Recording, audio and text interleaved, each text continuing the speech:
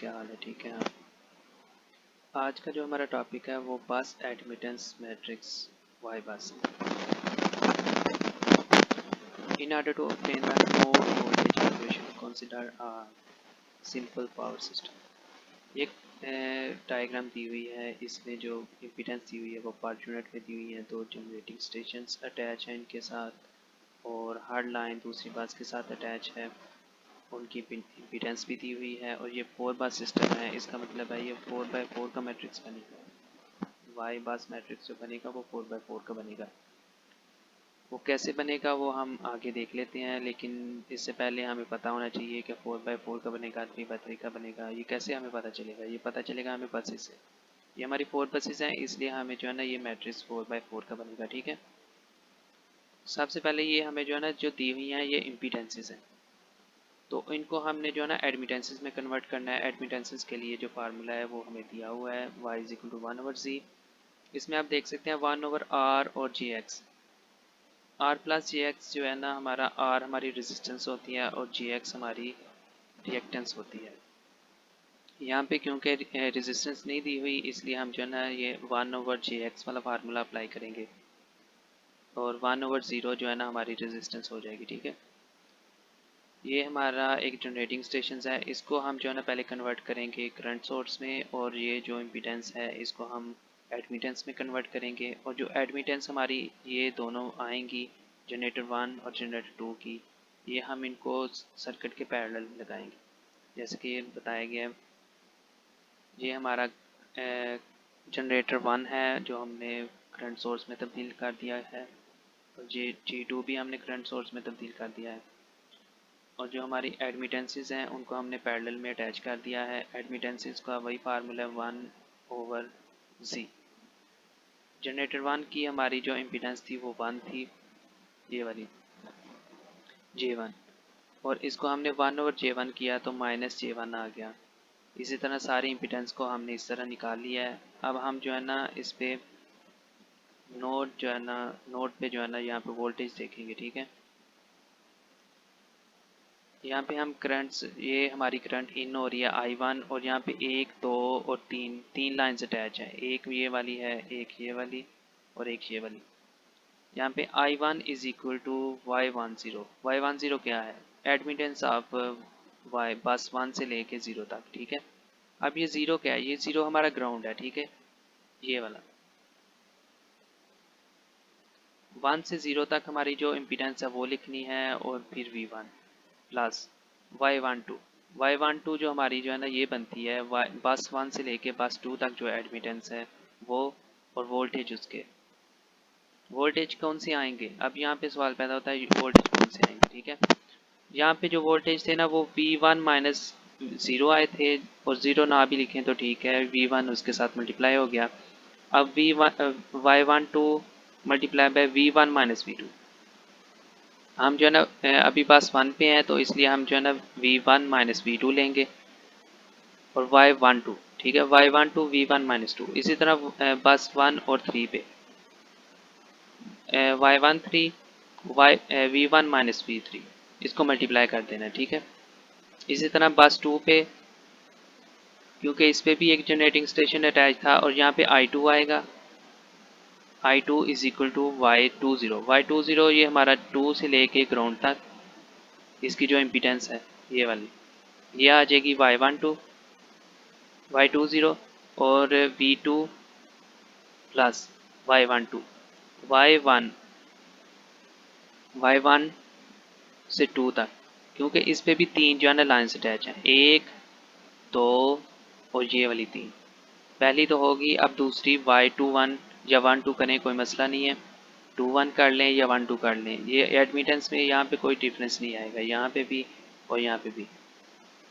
इसको एक ही ऑर्डर में लिख लें वो बेहतर है, ताकि बाद में इसको सोल्व करने में कोई मसला ना हो। ठीक है। तो यहाँ पे हम जो है ना बस 2 पे हैं तो इसलिए पहले वोल्टेज V2 लेंगे फिर V1 लेंगे। ठीक है। V2 - V1 उनका वोल्टेज का डिफरेंस लेना है। ठीक है। अब Y23 2 से लेके 3 तक, ये बस 3 पे कनेक्टेड है ना, 2 से लेके 3 तक Y23 बस 2 पे हैं, V2 आएंगे और -V3, मतलब कि इन दोनों का वोल्टेज डिफरेंस V2 - V3। इस तरह अगर बस 3 पे आते हैं ये आ गई बस 3। ठीक है, यहाँ पे भी 3 लाइनें अटैच हैं, 1 2 और 3। ठीक है, यहाँ पे लेकिन कोई जनरेटर अटैच नहीं है जो इसको करंट जो है ना प्रोवाइड कर रहा है। ठीक है, तो करंट हमारे यहाँ पे 0 हो जाएगी। और Y23 ये हमारी 23 है, यहाँ से लेके यहाँ तक 23, इसकी इम्पीडेंस जो है और इनके वोल्टेज का डिफरेंस V3 माइनस V2, क्योंकि बस 3 पे हैं तो ये वोल्टेज V3 से स्टार्ट होंगे, V3 माइनस V2। V3 बस 3 और बस 2 के दरमियान जो डिफरेंस है वोल्टेज का, V3 माइनस V2। उसके बाद Y13 1 से 3, ये हमारी बस 1 है, ये बस 3 है, 1 से 3 तक। ठीक है, Y13 और 3 से V1, V3 से V1 इसका वोल्टेज डिफरेंस है, क्योंकि हम बस 3 पे हैं अभी। ठीक है, बस 3 पे V3 माइनस V1 हो गया। उसके बाद हम 3 से 4 पे चलें तो बस 3 से 4 तक जो इम्पीडेंस है इसकी वो Y34 है, और इसके वोल्टेज का डिफरेंस हो जाएगा V3 माइनस V4। अब बस 5 ये जो लास्ट वाली बस है बस 4 पे चलते हैं। यहाँ पे ज़ीरो करंट सोर्स कोई नहीं है, तो इसलिए हम करंट को ज़ीरो कर देंगे। और हमारी एडमिटेंस है वो Y34 है, और वोल्टेज डिफरेंस इसका क्योंकि बस 4 में है तो वोल्टेज इसके आ जाएंगे V4 माइनस V3। ओके, आगे चलते हैं। अब इनको जो है ना रीअरेंज करना है हमने, वो किस तरह करना है। अब ये देखें V1 इसके साथ है, इन दोनों को आपस में मल्टीप्लाई करना है, ये सारे आपस में मल्टीप्लिकेशन करके फिर इनको जो है ना V1 वाली अलहदा कर लेनी है, और इनको V जो है ना V1 कॉमन ले लेना है। Y10 आ जाएगा, Y12 आ जाएगा, Y13 आ जाएगा, और ये एज इट इज़ जो है ना V2 और V3 वाली, मतलब कि इनको इस तरह अरेंज करना है कि हमें जो है ना इनका डिफरेंस जो है ना पता चल सके। पहले V1 आ रहा है, फिर V2 आ रहा है, फिर V3 आ रहा है। ठीक है, इस तरह अरेंज कर लेना आपने। अब इक्वेशन 2 को आपने अरेंज करना है, वो भी सेम इसी तरह इन सब को आपस में मल्टीप्लाई कर लेना है। ये जो ब्रैकेट में है इनको Y1 से मल्टीप्लाई कर लेना है, इन दोनों को Y23 से मल्टीप्लाई कर लेना है।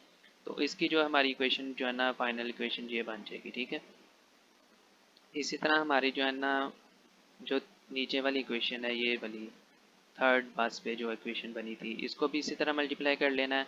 इसको भी जो है ना रीअरेंज कर लेना है, और इनमें जो कॉमन आता है उसको बाहर रख लेना है, बाकी जो है ना ब्रैकेट में आ जाएगी। उसी की तरह जो है ना हमारी बस 4 भी सेम इसी तरह जो है ना हमारी वर्क करेगी। अच्छा, जो हमारी जो है ना कॉमन जो हमारी इक्वेशंस है ना, क्योंकि बेसिक इक्वेशंस जिसको कहते हैं वो हमारी ये हैं। मतलब कि जो यहाँ पे V1 के साथ होगा उसके साथ जो एडमिटेंस आ रही होगी वो Y11 होगी, जो V2 के साथ होगी वो Y12 होगी, जो V3 के साथ होगी वो Y13 होगी, जो V4 के साथ होगी वो Y14 होगी। इसी तरह सेम एज इट इज़ नीचे तक चलेगा। अब देखें जो हमारी जो है ना V1 के साथ क्या है, यहाँ पे V10 Y10 Y12 Y13, ये हमारा जो है ना Y11 है। ये हम इधर देख सकते हैं, ये मैंने एक साइड पे जो है ना राइट किया हुआ है। Y11 is equal to Y10 plus Y12 plus Y13। तो यहाँ पे Y22 क्या है हमारा, Y22 ये देखें, ये Y2 के साथ जो वैल्यू होगी इक्वेशन 2 में, जो Y2 होगा V2 होगा उसमें उसके साथ जो वैल्यू होगी वो Y22 होगी। अब Y22 जो हमारी है ना वो हमारी यहाँ पे मैंने राइट कर ली है पहले ही, ये हमारी Y20 Y21 Y23 होगी। ठीक है, अब Y33 यहाँ पे देखें जी, Y33 कहाँ पे है, ये हमारी थर्ड इक्वेशन में V3 जो है ना, थर्ड इक्वेशन में V3 जो है उसके साथ जो वैल्यूज आ रही हैं वो हमारे Y33 होंगी। ठीक है, ये हमारी Y33 आ गई। उसके बाद जो है ना Y44, यहाँ पे फोर्थ इक्वेशन में चले जाएं, ये Y44 है, इसमें V4 के साथ Y44 है, इसमें V4 के साथ यहाँ पे चले जाएं तो Y34, only 34 is equal to ये हमारा Y44। उसके बाद यहाँ पे Y12 Y21 Y13 Y31 Y23 Y32 Y34 Y43 ये कैसे आएंगे। ये हमारा Y12 है, यहाँ पे अगर Y12 पे फर्स्ट इक्वेशन पे चले जाएं तो ये V2 है। ठीक है, Y12 ये प्लस में है तो ये हमारा जो है ना यहाँ पे सारे साइंस इनके चेंज कर देने हैं। जो हमारी एडमिटेंस डायग्राम यहाँ पे बनी होगी, ये वाली एडमिटेंस डायग्राम, ठीक है, ये Y1 से लेके 2 तक इसकी है -j2.5, इसको जो है ना इसके साइन चेंज कर देंगे। इसको प्लस में कर देना, ठीक है। मतलब कि जो भी y12 है उसका साइन चेंज कर देना, y13 है उसका साइन चेंज कर देना, y23 है उसका साइन चेंज कर देना, y34 है उसका साइन चेंज कर देना। जो y12 बनेगी वही हमारी y21 बनेगी, जो y13 है वही 31 बनेगी, वो जो y23 है वही y32 बनेगी, जो y34 है वही y43 बनेगी, ठीक है। इसी तरह हमारा जो है ना ये हमारा टोटल जो है ना हमारी बस बन जाएगी। अब ये हमारा y बस मैट्रिक्स है, ठीक है। इसको जो है ना हमने कैसे लेके जाना है, मैट्रिक्स कैसे बनाना है इसका। ये हमारी जो करंट्स हैं इसको सेम एज इट इज़ यहाँ पे लिख देना है और ये इज इक्वल का निशान आ जाएगा, सिंबल आ जाएगा, ठीक है।